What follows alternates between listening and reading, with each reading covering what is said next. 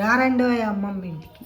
పూతరేకులు ఈ బజార్లో కూడా దొరుకుతాయి. ఈ పూతరేకులు కొనుక్కొచ్చుకొని మనం వీటిలో జీడిపప్పు బాదం పప్పు అవి నేతిలో వేయించుకొని ఇప్పుడు మనం పూతరేకుల కోసం బాగా గుమగుమలాడిపోయే నెయ్యి కాసి పెట్టుకున్నాను. కొద్దిగా నెయ్యి వేసి మనం జీడిపప్పులు బాదం పప్పులు వేయించుదాం. పొయ్యలు ఇచ్చి సగసిమ్లో పెట్టేసి కొంచెం నెయ్యి వేద్దాం. నెయ్యి ఎక్కువ వేయ అవసరం లేదు, కొద్దిగా వేస్తే సరిపోతుంది. ఇది చాలు, సరిపోయింది. ఇప్పుడు ఈ జీడిపప్పులు బాదం పప్పులు వేసి సన్న సెగ మీద చక్కగా లైట్ బ్రౌన్ కలర్ వచ్చిన దాకా వేయించుదాం. పూతరేకులు షాపులో కొనేవాటికంటే మనం చేసుకుంటే ఇంకా సూపర్గా ఉంటాయి. బెల్లం పౌడర్ కొంచెం రేట్ ఎక్కువైనా బెల్లం పౌడర్ తీసుకొచ్చుకొని వీటిని లైట్గా వేపి కొంచెం అప్పడాల కర్రతోటి క్రష్ చేసేసి వీటిని నేను చూపిస్తాను మీకు. అయితే పూతరేకులు ఇప్పుడు సూపర్ మార్కెట్లో కూడా దొరుకుతుంది. మా చెల్లి వాళ్ళ ఊర్లో చేస్తారు. ఇంకా ఇక్కడ సూపర్ మార్కెట్లో కూడా దొరుకుతున్నాయి అని అంటే సరేలేనని చెప్పి తెమ్మన్నాను, తెచ్చాను. జీడిపప్పులు చక్కగా వేగిపోయినాయి. ఇవి కొంచెం ఆరేసరికి ఇంకా కొంచెం కలర్ వస్తుంది. ఇప్పుడు మనం వేయించి చల్లార్చుకున్న జీడిపప్పుని ఈ అప్పడాల కర్రతోటి కొంచెం ఇట్లా నొక్కుకుందాం.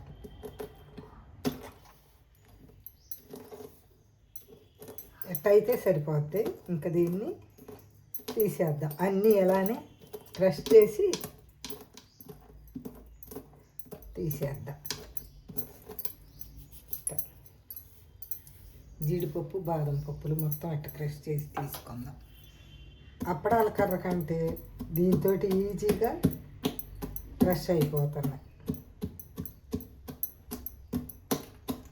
ఇంత చేస్తే చాలు. ఈ ముక్కలు సన్న సన్న ముక్కలు పంటి కింద పడుతుంటే బాగుంటాయి. ఇంకా బాదం పప్పులు కూడా ఇలానే చేద్దాం. బాదం కూడా ఇలానే కొట్టేద్దాం.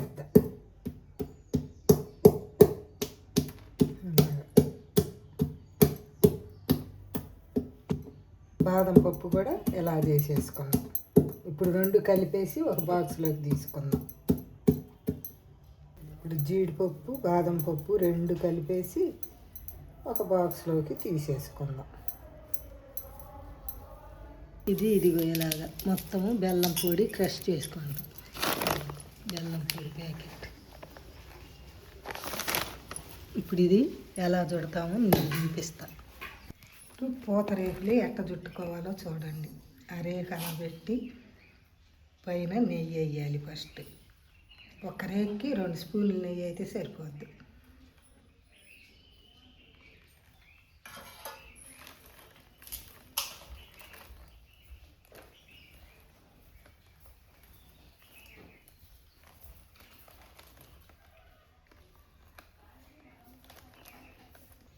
దీనిలో మనం క్రష్ చేసి పెట్టుకున్న బాదం పప్పు జీడిపప్పు కలిపి పెట్టుకున్న బెల్లం మొత్తం అందులోకి వేసుకోవాలి.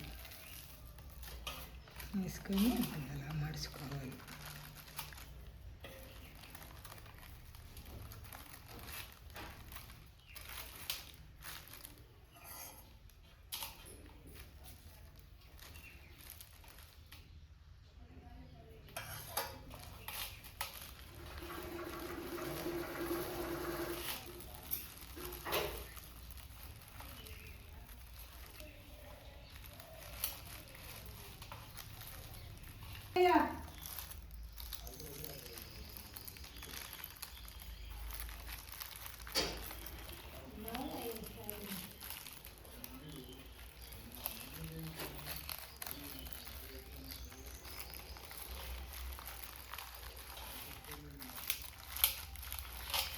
ఆ బెల్లం పడితే రంగు అట్లా మార్పు అవుతుందా?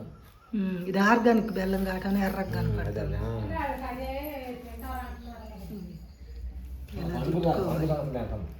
ఇది ఆర్గానిక్ బెల్లం కావటాన కొంచెం కలర్ అట్టుంది. మన మామూలు బెల్లం కానీ పంచదార కానీ అయితే వైట్గా ఉంటుంది.